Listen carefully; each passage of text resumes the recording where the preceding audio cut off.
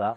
Bonjour Jean-Philippe Denis. Laurent Villanova, vous êtes professeur agrégé des universités, professeur de finance à l'université Lyon 2, laboratoire Coactis, co-auteur avec Ivana Vitanova, Coactis également, université Lyon 2 également, d'un papier dans la RFG, qui est un régal. Voilà, un régal. Humilité et narcissisme des entrepreneurs, quel impact sur les décisions des investisseurs en capital. On va parler ensemble humilité d'un côté et narcissisme de l'autre. Je vais tout de suite à la conclusion du papier. Si vous voulez lever des fonds, il faut être un peu narcissique et un peu humble. Voilà, si je résume. Mais on va creuser tout ça de manière beaucoup plus profonde. Première question, finalement, dans quelle mesure l'humilité ou le narcissisme, ça peut influencer l'investisseur en capital? Comment vous en êtes venu à interroger ces variables? Bon, évidemment, moi je suis parti d'un point de vue de financier. Et donc quand on pense à un investisseur en capital, donc un investisseur en capital, c'est un capital risqueur ou un business angel. Et donc on pense tout de suite qu'ils vont évaluer un projet sur des critères objectifs. Alors ils vont d'abord regarder le projet, donc la taille du projet, le business plan, donc ok. En même temps, quand on regarde un peu, quand on discute avec des investisseurs et quand on regarde la littérature, il y a tout un débat entre le horse, le cheval et le jockey, donc l'homme et le projet, les deux comptent en fait. Et donc en discutant, on s'est dit, effectivement, apparemment, la personnalité de l'entrepreneur, tout ça, c'est des choses qui ressortent dans les discours des investisseurs. Alors évidemment, la personnalité, l'entrepreneur, on peut l'évaluer avec des critères objectifs, c'est l'expérience ou le niveau d'études, mais il y a aussi un aspect plus subjectif qui est vraiment sur la personnalité, où vous avez des investisseurs qui se demandent finalement, est-ce que la personne que j'ai en face de moi, elle sera capable de faire face à toutes les difficultés qu'on a dans une start-up, surtout les start-up tech, avec des environnements incertains, dynamiques. Bon, est-ce qu'elle a la carrure ou les épaules, on va dire? Et puis, donc ça, c'est un premier aspect un peu subjectif. Et puis, le deuxième aspect subjectif, c'est finalement, est-ce que je vais pouvoir travailler avec cette personne-là? Moi, investisseur en capital, est-ce que je me sens finalement, parce que contrairement à ce qu'on pense, il y a de l'accompagnement, il y a du mentoring, du coaching. Et donc la question, c'est de dire, voilà, la personne qui est en face de moi, est-ce que je pourrais collaborer efficacement, agréablement avec lui? Donc c'est ça qui nous a amené finalement vers l'humilité et éventuellement le narcissisme aussi. Oui. Alors, est-ce qu'on peut creuser un peu pourquoi l'humilité ça compte, voilà, spécifiquement l'humilité, et de l'autre côté, pourquoi le narcissisme spécifiquement pour l'investisseur ça compte? Alors, ce qui nous a intéressé au départ, parce qu'on parle d'entrepreneur en fait, mais on peut parler de leader de façon plus large. Et ce qui nous a intéressé au départ, c'est qu'en fait, quand on regarde un peu les travaux en psychologie et les travaux aussi en leadership, on parle à chaque fois, on parle d'humilité, de narcissisme des dirigeants, mais c'est pas très facile de comprendre finalement quelle est la personnalité optimale. Autrement dit, les narcissiques, alors ils ont des inconvénients, mais ils présentent aussi des avantages en termes notamment de performance pour la firme, et les humbles aussi. Notamment, donc d'un côté, on a effectivement ces leaders charismatiques qui ont une vision un ego surdimensionné, qui ont besoin de reconnaissance. De Steve Jobs dans le papier. Voilà, alors effectivement, on cite l'exemple notamment de pas mal d'entrepreneurs qui ont réussi dans la tech, quand on parle effectivement Steve Jobs, Jeff Bezos, Elon Musk. Donc c'est aussi un peu l'image finalement de la réussite entrepreneuriale, c'est justement cet entrepreneur narcissique qui en même temps est très innovant, qui a des ambitions grandioses. Très combatif. Très combatif et très agressif éventuellement avec les concurrents. Donc on a ce portrait comme ça du narcissisme, et il y a des travaux qui montrent qu'effectivement, il devrait y avoir une surreprésentation des narcissiques dans la population des entrepreneurs.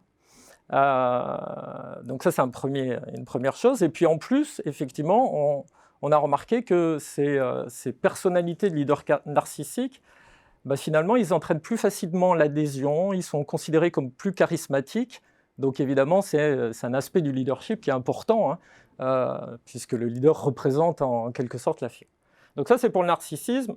L'humilité, de l'autre côté, c'est un sujet un peu plus à la mode, on va dire, parce que c'est un trait positif Bon, dans le sens commun, évidemment, il vaut mieux être traité d'humble que de narcissique, hein. Mais il y a une définition en psychologie, hein. Donc en psychologie, c'est des gens qui valorisent les autres, qui acceptent les feedbacks et les critiques qui peuvent être faites, notamment à leur projet, et des gens qui cherchent à avoir une vision de soi-même correcte, exacte, on va dire. Et effectivement, les travaux récents en leadership ont tendance à montrer que ce type de personnalité humble, pour un leader, c'est plutôt bien parce que ça va augmenter la motivation des salariés, ça va augmenter la performance des équipes. Donc on se retrouvait avec finalement un débat, on a le narcissisme et l'humilité qui sont psychologiquement un peu opposés quand même. Et finalement, les deux semblent avoir des avantages et des inconvénients, donc pas facile de savoir finalement ce qui serait la personnalité idéale de l'entrepreneur. Donc à côté de ça, ce qui nous a intéressés aussi, c'est le cadre spécifique finalement de la demande de fonds face à des investisseurs. Parce que finalement, les investisseurs, ce sont à la fois des financiers qui prennent des actions dans les entreprises qu'ils financent. Donc à ce titre, ils veulent gagner de l'argent, hein, soyons clairs. Mais de l'autre côté, ils ont un autre rôle, et c'est un rôle d'accompagnement, de mentoring, de coaching. Ils aident les entrepreneurs à affiner leur business plan, ils les aident à recruter, notamment s'ils ont besoin d'un directeur commercial ou un directeur financier dans le cadre de leur stratégie de croissance, etc. Et donc, effectivement, dans ce rôle d'accompagnement, on conçoit que peut-être, par exemple, l'humilité, la capacité à écouter, pourrait être importante, hein, chez un entrepreneur. Donc c'est un peu la genèse, ce qui nous a amené sur ce sujet. Qui a amené sur tout ce sujet. Et donc la conclusion à laquelle vous arrivez, c'est que finalement, alors évidemment, on a en tête qu'en France, il y a un petit sujet culturel quand même. Hein. Oui. France, États-Unis, c'est pas forcément pareil. Exactement. Mais en France, il peut y avoir, si on est dans la position d'entrepreneur, intérêt à jouer sur ces deux leviers.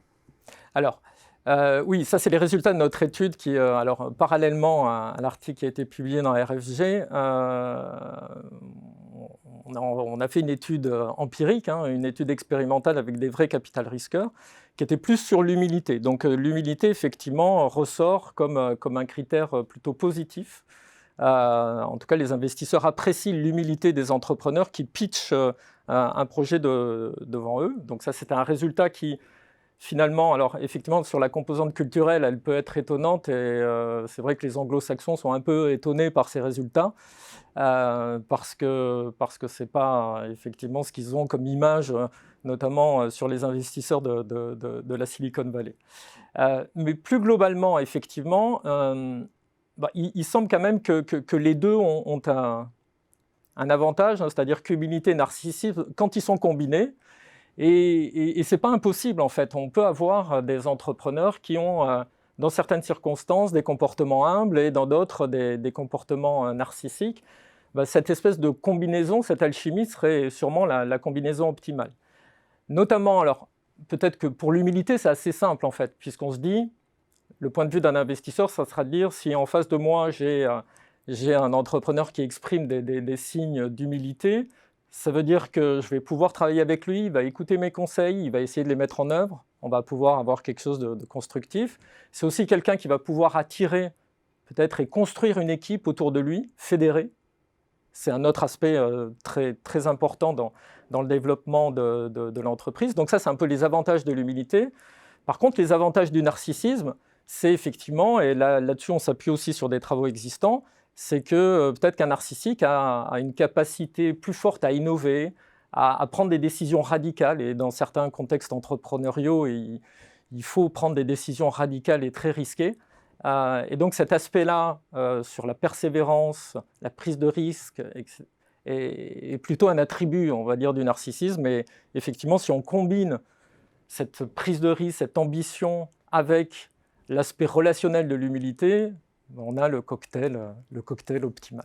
On a le cocktail optimal. Humilité, narcissisme des entrepreneurs, quel impact sur les décisions des investisseurs en capital? Revue française de gestion numéro 299. Merci Laurent Villanova. Merci Jean-Philippe.